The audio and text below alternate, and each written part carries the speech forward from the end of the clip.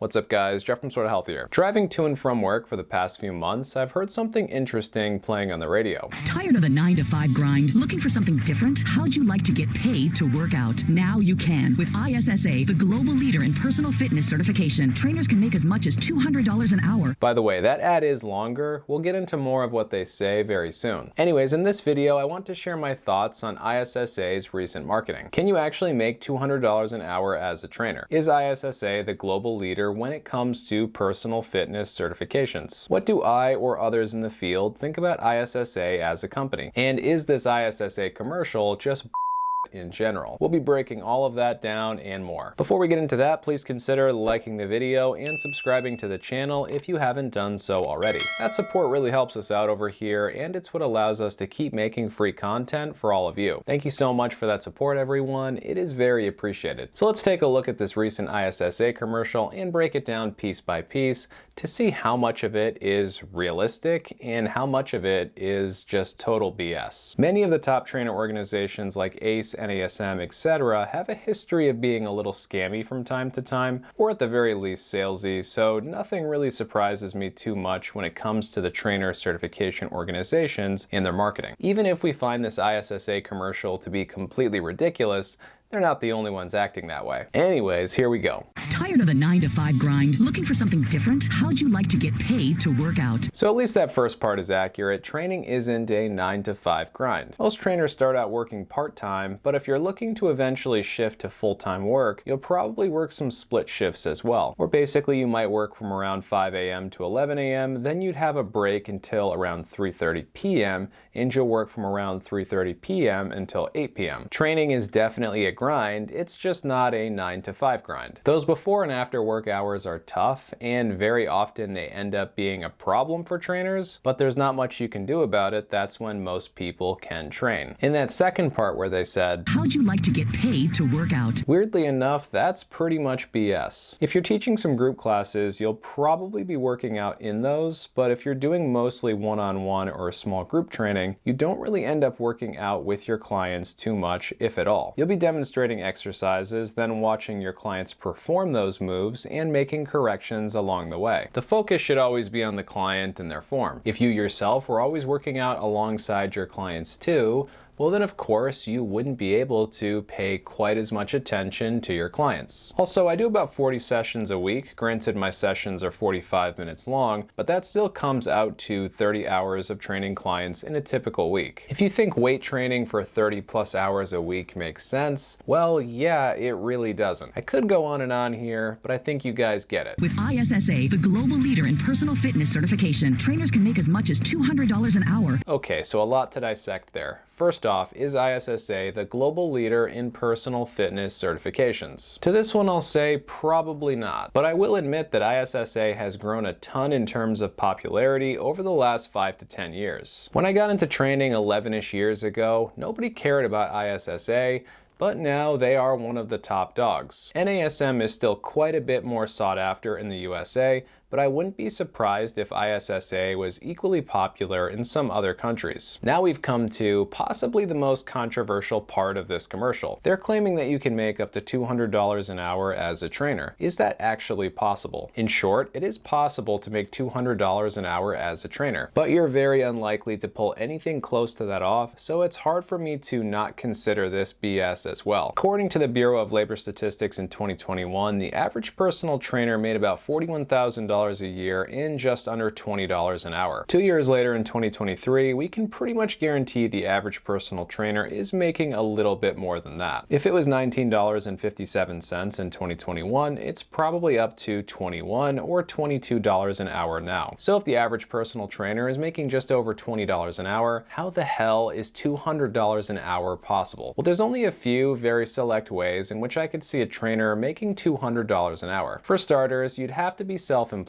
There's no way any gym or fitness facility is going to pay you $200 an hour to do anything. So we can throw out any job where you're working for someone else. The only two scenarios where I think it would be possible to make $200 an hour as a trainer would be, one, if you're training a celebrity or athlete and you can charge that client an incredibly high price for your services, or two, you're doing small group training in a very affluent metropolitan area and you're charging a premium price for your services. So I know many of you would love to train some celebrities or professional athletes and make the big bucks. And I'm sure a very, very tiny percentage of you will be able to make that happen, and who knows, if you can pull that off, maybe, just maybe, you'd actually be able to charge that person $200 an hour. Now, all of that is incredibly unlikely to happen. There really aren't that many celebrities running around looking for $200 an hour personal training. Those people exist, but there's probably 10,000 trainers for every one person like that. The other scenario is tough to pull off, but at least there's a clear roadmap to get there. Let's say you're a personal trainer in New York City, one of the areas where personal training is going to be the most expensive. As already said, in this scenario, you're working for yourself, running your own business. If you had a small group of 4 clients, each paying you $50 for an hour session, that would mean you'd be making $200 for that session. Now, if we factor in overhead and everything else that you'd have to pay when being self-employed, you'd actually have to charge just a little bit more than that. But the $200 an hour rate is possible in a scenario like that. That said, arranging that sort of a situation is much harder than it sounds, and most trainers will never have an hourly wage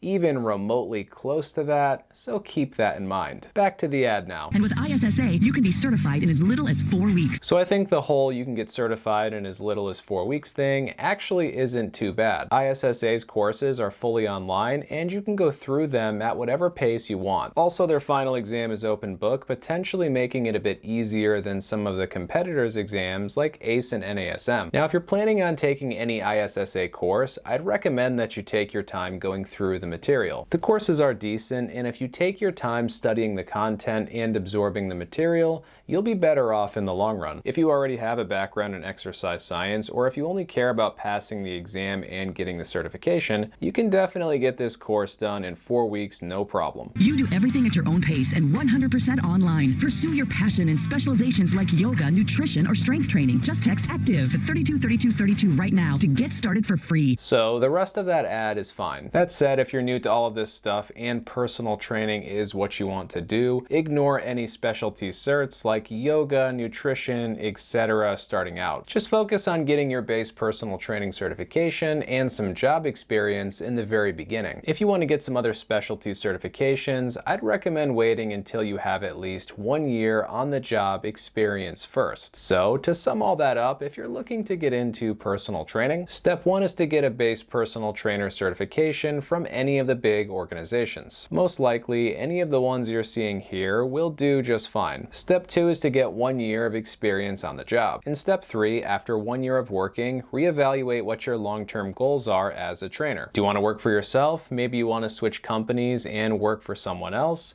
Or maybe you want to further your personal training education. Those are all good things to consider at that point in time. Since we're on the subject, what are my thoughts on ISSA or the International Sports Sciences Association? Overall, I think they're okay. I actually have a full video where I reviewed their certified personal trainer course, and I thought it was decent. I'll leave a link to that video review pinned in the comments section below. Since that review video, my opinions on the ISSA CPT certification have changed a bit. They're slightly more negative now. One of my main critiques of the certification program was that it wasn't NCCA accredited like the competitor courses are. I thought that this wasn't that big of a deal, and in fairness, it usually isn't. However, once in a while, I'll hear about a gym or a potential employer who simply won't hire someone with an ISSA certification because ISSA cert, again, isn't NCCA accredited. I would assume those potential employers won't hire ISSA trainers for insurance or liability reasons,